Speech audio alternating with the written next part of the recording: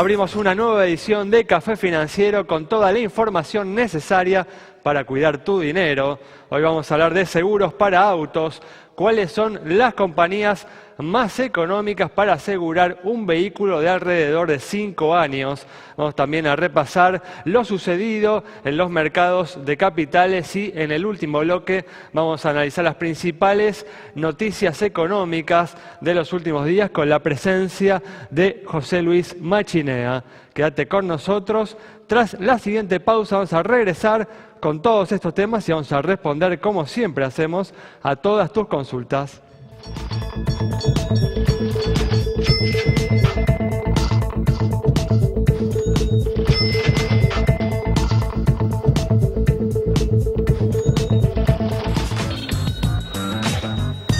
Estamos aquí con la presencia de Santiago Chelala. También está con nosotros Augusto Posleman para repasar lo sucedido en esta semana en los mercados de capitales. Hoy no está con nosotros Yamila Escala, que no pudo venir, así que volverá la semana que viene. Tenemos de todas formas información de seguros para todos ustedes, igualmente que les voy a pasar yo.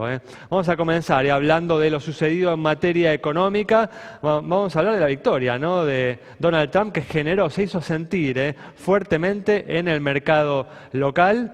Justamente han caído las acciones, han caído los bonos en los últimos días y hubo un aumento importante del dólar que se ubicó en su nivel máximo desde marzo de este año, desde principios de marzo.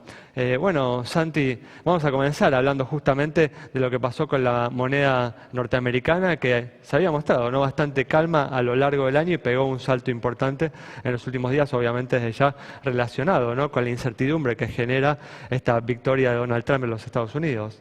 Sí, dale, llegó a 15,80 en los últimos días, hoy cerró un poco por debajo de 15,73 centavos.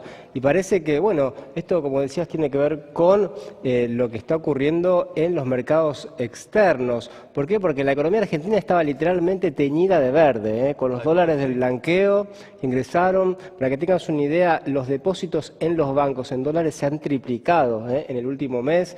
Recuerden que hay una fecha importante del blanqueo que es el 31 de diciembre y que muchas personas esperan hasta el último momento para entrar, ¿no? Además de lo que ya había ingresado por efectivo, que estaba en el colchón, pero todo lo que es cuentas, digamos, en el exterior y otro tipo de activos como bienes, inmuebles y otros activos, bueno, tenían tiempo hasta el 31 de diciembre para pagar la multa más baja. Así que están todos entrando en noviembre. Santi, estábamos preocupados hace muy pocos días por la caída del dólar, no justamente por el aumento de la moneda norteamericana. Así es, y la victoria inesperada, ¿no?, de Donald Trump cambió el escenario, ¿no?, el panorama por lo menos.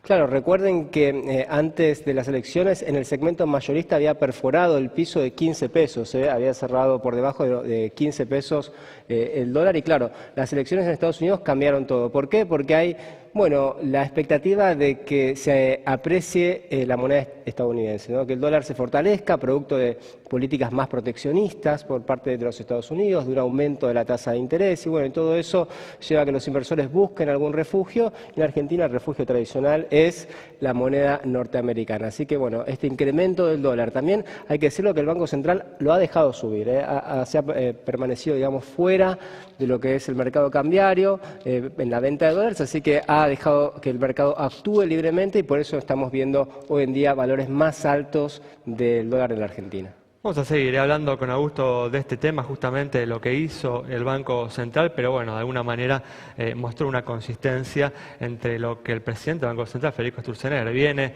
diciendo continuamente y las acciones, no justamente de la autoridad monetaria. Es importante, Ale, recordemos que en el caso de la reputación y la credibilidad son dos activos muy importantes del Banco Central que está apostando todas las fichas. Hoy también Sturzenegger dijo que la mejor manera que la Argentina tiene para crecer es con una baja inflación. Es sin lugar a dudas donde está apuntando todos los cañones y lo está demostrando justamente con las decisiones que está tomando tanto en materia de tasa de interés como de tipo de cambio. Definitivamente. Bueno, temas que vamos a seguir conversando tanto con Augusto como con José Luis Machinea en el próximo bloque, en el último bloque en verdad. Pero ahora vamos a brindarte información de seguros y como te dije, no está Yami, así que te voy a brindar yo esta información.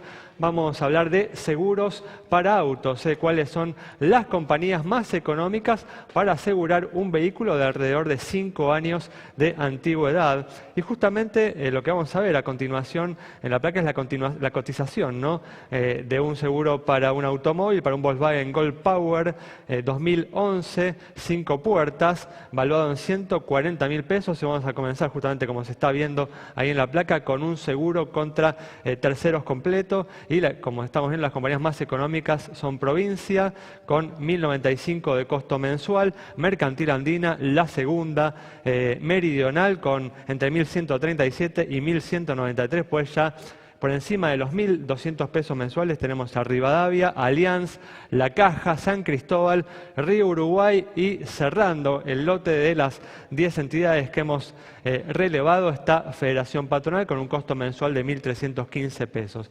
Bueno, vamos a pasar a continuación con la cobertura más completa del todo riesgo. Estamos hablando, en el reglamento justamente cotizamos este seguro con una franquicia en torno a los 7.000 pesos. Y vemos ahora en la placa cuál es el costo de esta cobertura, comenzando en 1.634 pesos, nuevamente con Provincia Seguros. Después tenemos a Mercantil Andina con 1.656, por encima de los 1.700 pesos Meridional y La Caja, por encima de los 1.800.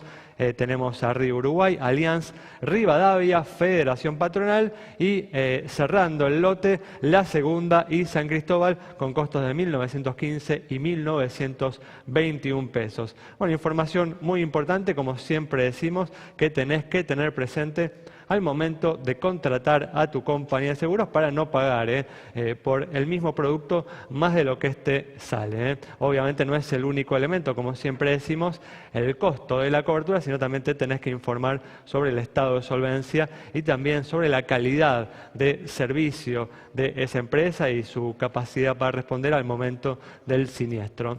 Bueno, vamos a cambiar de tema, vamos a continuar hablando del impacto de la victoria electoral de Donald Trump de la semana pasada, y como decíamos hace instantes, no solo pegó en el mercado cambiario, sino también le pegó a las acciones y a los bonos, que tuvieron días de fuertes caídas.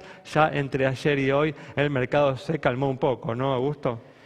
Así es, la verdad que lo primero que habría que decir, Alejandro, es que el mercado venía apostando, como pasó también en el Brexit, a una continuidad, si querés, de un gobierno demócrata, a la victoria de Hillary Clinton, donde las encuestas prácticamente en el 100% de los casos daban una victoria con una probabilidad del 90% o más. Digamos que esto es lo primero que generó muchísimo ruido. El tercer fracaso, ¿no? Sonado de los encuestadores, sumando además justamente la elección en Colombia, ¿no? El plebiscito por la paz ahí en Colombia. Esto de las encuestas está generando mayor volatilidad de lo habitual.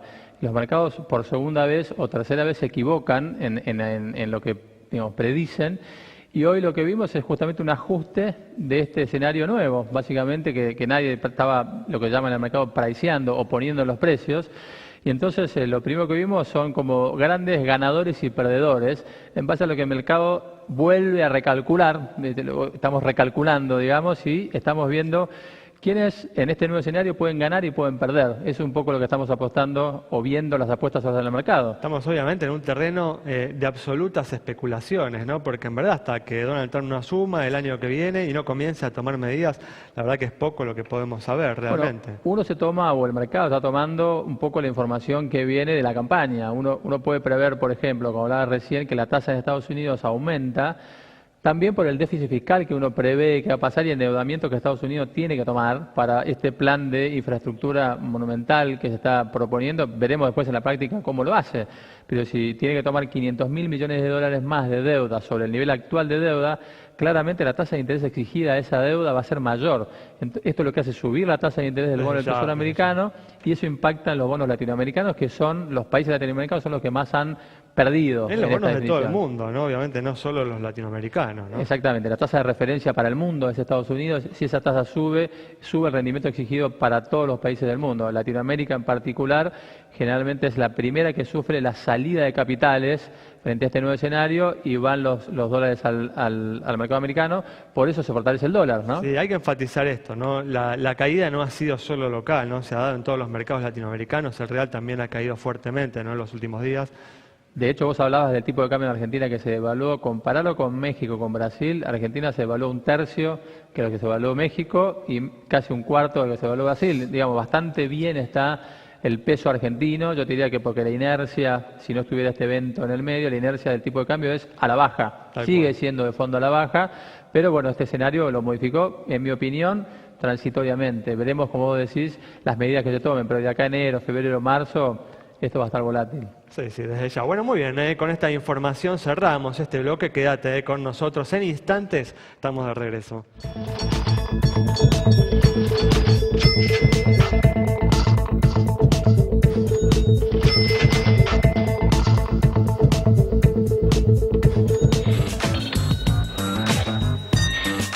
Estamos aquí de regreso y como siempre hacemos, vamos a comenzar a responder tus consultas sobre la situación de las entidades bancarias. Tenemos la consulta de Darío que te va a contestar ahora Santiago brindándote información adicional.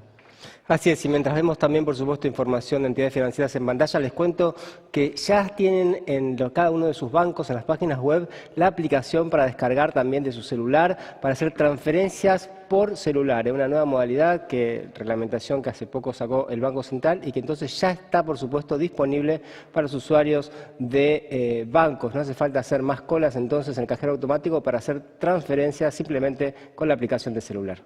Muy bien, se espera un fuerte crecimiento de los préstamos hipotecarios en los próximos meses, la incorporación de los nuevos créditos ajustables por inflación que permiten justamente acceder a un monto de dinero más elevado para un mismo nivel de ingreso que justamente el que uno puede acceder a través de los préstamos tradicionales y la expectativa de una desaceleración en la tasa de aumento de los precios para los próximos meses generan condiciones favorables para que esto suceda. Bueno, Magalí Arens conversó con la gente sobre este tema.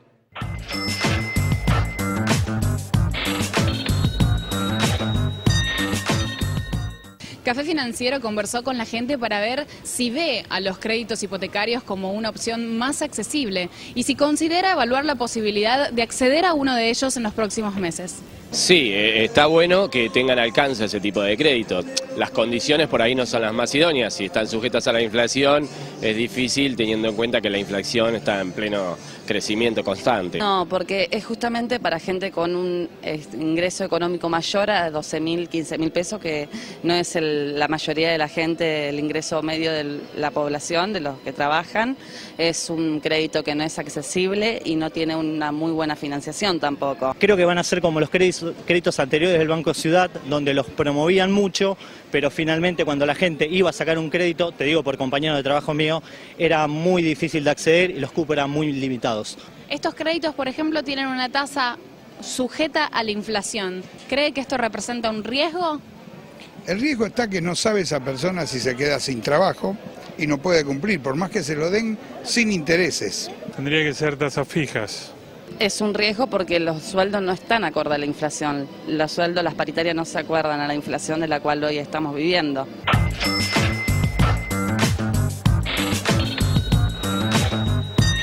Muy bien, vamos a seguir profundizando este tema. El viernes justamente hubo estadísticas publicadas por el Banco Central sobre la evolución que viene teniendo estos nuevos créditos. Cerramos este bloque, quédate con nosotros. Al regreso vamos a estar dialogando con el economista José Luis Machinea.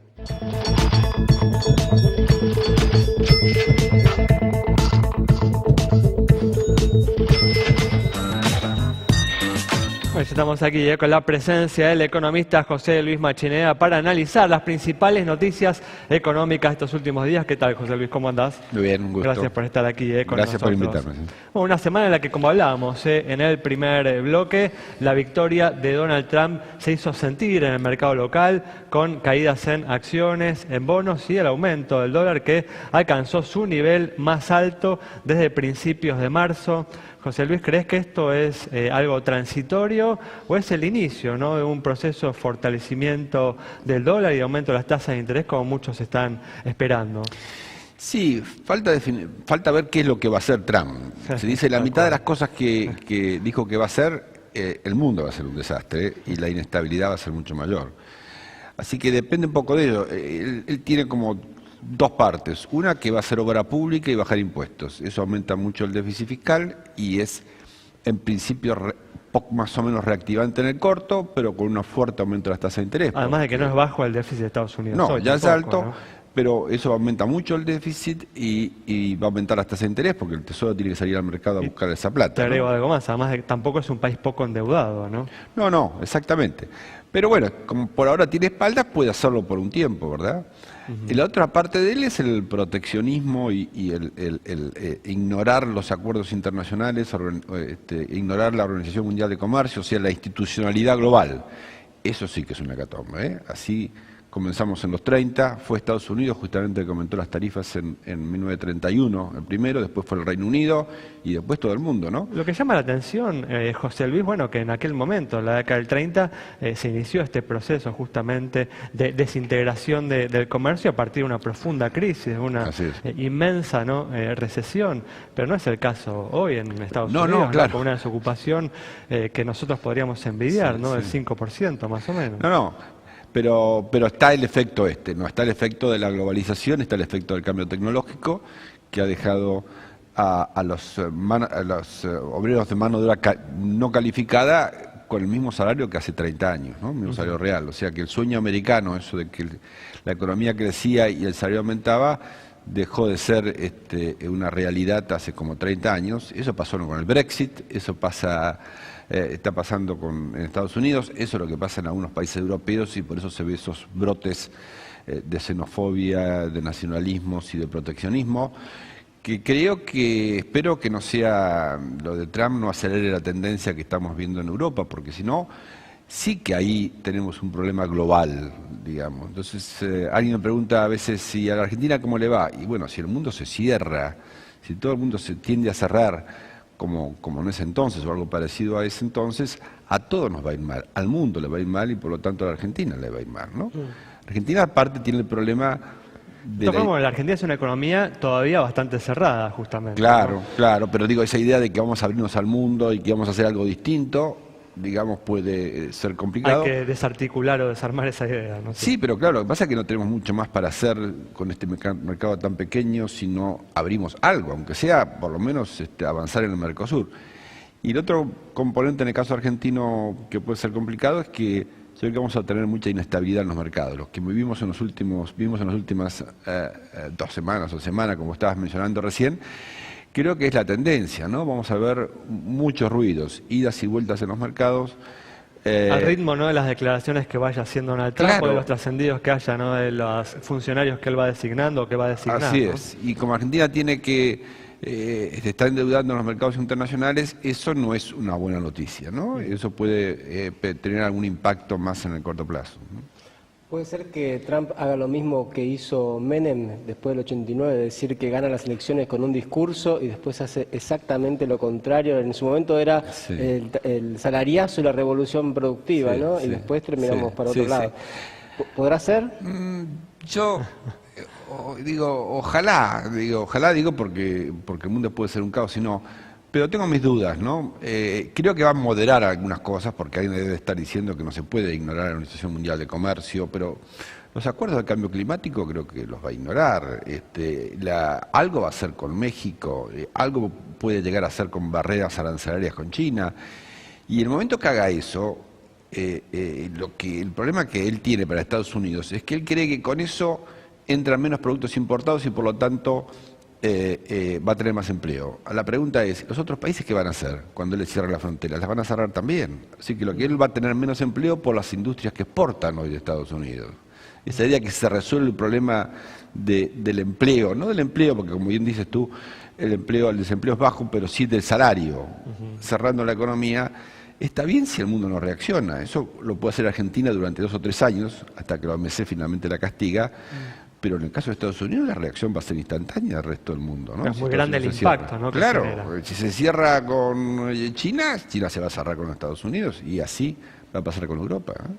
Decíamos de un mundo que se está volviendo más proteccionista. ¿Es realmente así? Porque del Brexit ya pasaron varios meses y sin embargo parecía que iba a cambiar Europa de un día para otro y nada ha pasado. De hecho, hay algunos comentarios que judicialmente la primera ministra no puede ella sola tampoco salir del Brexit, ¿no? Eso por un lado. Y por otro lado, parece que China también está por entrar a la OMC, o sea que de algún punto hay mayor apertura, ¿no?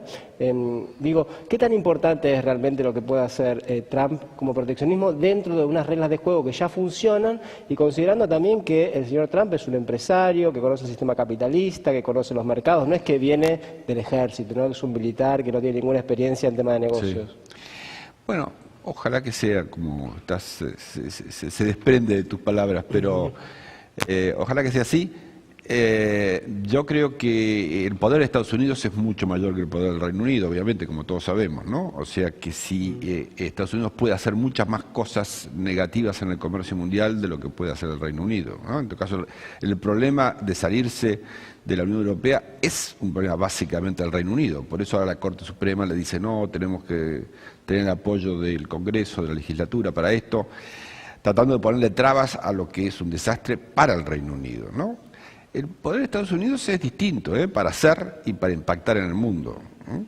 Así que ojalá que sea así, que el señor se modere y que no cumpla todas sus promesas, ni la mitad de sus promesas que hizo durante las elecciones, la campaña, perdón. Te traigo, José Luis, ya al mercado local. Estamos a pocos días de completar el primer año de Mauricio Macri como presidente. ¿Qué balance haces, ¿no?, de lo hecho en materia económica en estos casi 12 meses? Difícil, yo diría, pero por un lado yo estoy de acuerdo con la tendencia, ¿no?, con lo que hacia dónde nos estamos moviendo lentamente, pero nos estamos moviendo. Pero claro, esos pronósticos de que la inflación iba a ser 25, de que el segundo semestre la economía mejoraba sustancialmente, no se han dado, ¿no? Lo de la inflación era más previsible, que no iban a dar tasa de inflación de 25% cuando uno tiene que corregir precios relativos por todos lados. Así que hubo demasiado optimismo del lado del gobierno, quizás subestimación de la magnitud del problema que tenía por delante. Así que yo creo tendencias favorables de largo plazo como ideas, pero la economía tarda en reaccionar y creo que en parte tarda en reaccionar porque algunas cosas van más lentas de las que el gobierno se proponía hacer. Por ejemplo, la obra pública, arrancó más tarde, la reparación para los jubilados, ahí está, pero también está yendo lentamente. Brasil, que iba a dar la vuelta, iba a recuperarse rápidamente según muchas provisiones, está ahí, dejó de caer pero no sube. Entonces, si me preguntás de este año, digo, es un año de transición. Yo creo que el año que viene la economía va a crecer. Es muy difícil poner un número a eso, pero va a crecer. No va a ser una maravilla, pero va a crecer 3-4%. Los salarios reales creo que en el margen debieran crecer algo.